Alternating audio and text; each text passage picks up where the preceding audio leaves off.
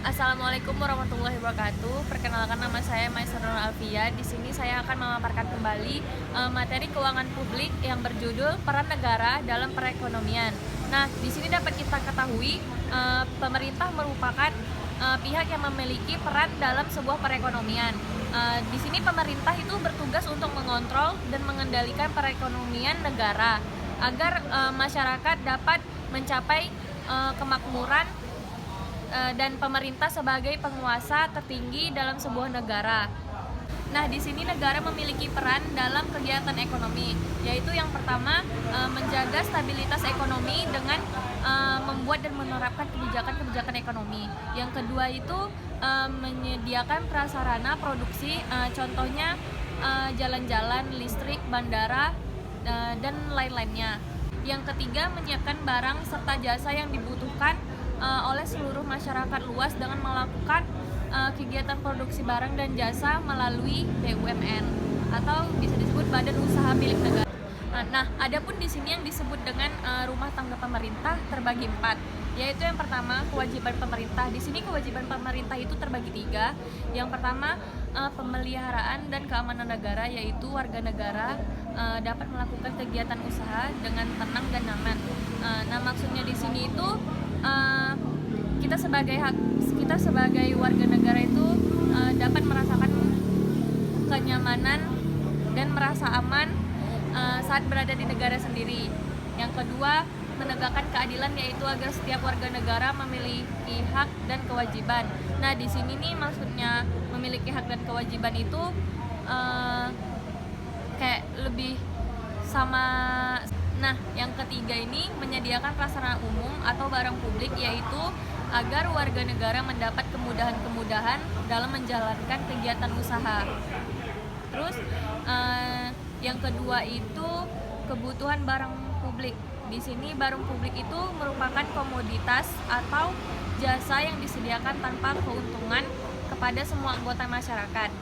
Nah, barang publik merupakan barang, jasa, atau sistem yang harus disiapkan oleh pemerintah dalam rangka memberikan pelayanan kepada warga negaranya. Adapun contoh dari barang publik itu yang pertama infrastruktur seperti jalan raya, jembatan, pelabuhan, dan lain-lain. Yang kedua itu sistem pertahanan keamanan. Yang ketiga sistem peradilan. Dan selanjutnya itu di sini ada pengadaan barang publik dapat dilakukan oleh pemerintah atau perusahaan. Nah, di sini ada sifat-sifat dari barang publik itu. Yang pertama, tidak eksklusif. Maksud tidak eksklusif ini misalnya pemilik barang tidak bisa mencegah seseorang untuk menggunakan barang tersebut, dan pengguna barang tidak bisa dipaksa untuk membayar. Misalnya Taman Monas, jalan raya, masjid, dan lain-lain. Nah, yang keduanya itu tidak ada persaingan dalam penggunaan barang publik. Misalnya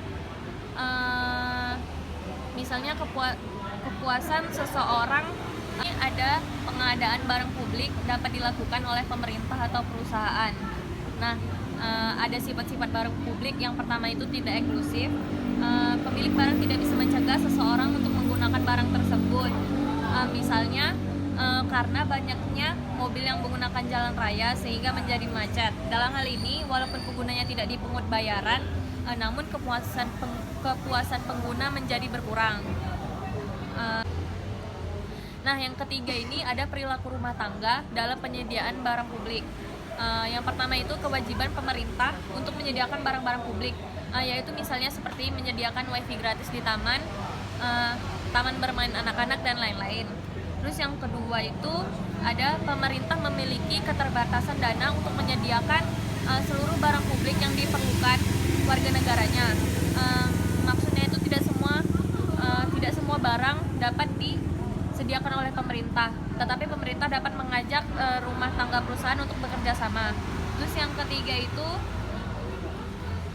pemerintah dapat mengajak rumah tangga perusahaan untuk menyediakan barang-barang publik, terutama untuk barang-barang publik yang memiliki rivalry tinggi seperti internet, telepon seluler, dan lapangan golf.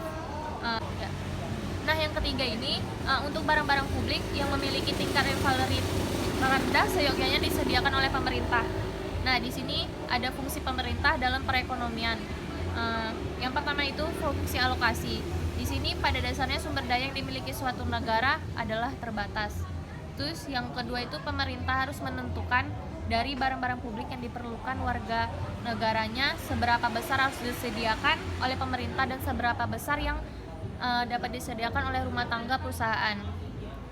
Terus yang ketiga itu pemerintah harus menentukan seberapa besar dari sumber daya yang dimiliki akan dipergunakan untuk memproduksi barang-barang individu. Nah, di sini ada fungsi distribusi.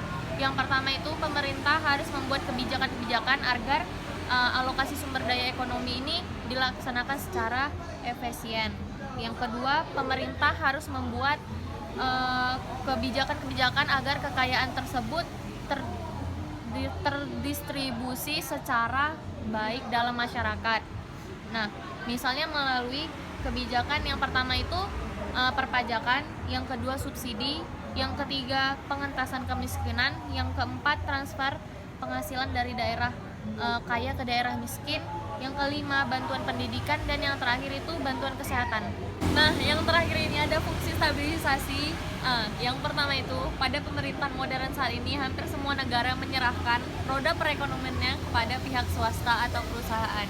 Nah, yang kedua, pemerintah lebih berperan sebagai stabilisator untuk menjaga agar perekonomian berjalan normal. Yang ketiga, menjaga agar permasalahan yang terjadi pada satu sektor perekonomian tidak merembet ke sektor lain. Yang terakhir itu menjaga agar kondisi perekonomian kondusif, yang bisa disebut inflasi terkendali. Nah, sistem keamanan terjamin dan kepastian hukum terjaga. Nah, baiklah, sekian dari materi yang dapat saya paparkan. Terlebih dan terkurang saya mohon maaf. Saya akhiri dengan wabillahi taufiq wal hidayah. Wassalamualaikum warahmatullahi wabarakatuh.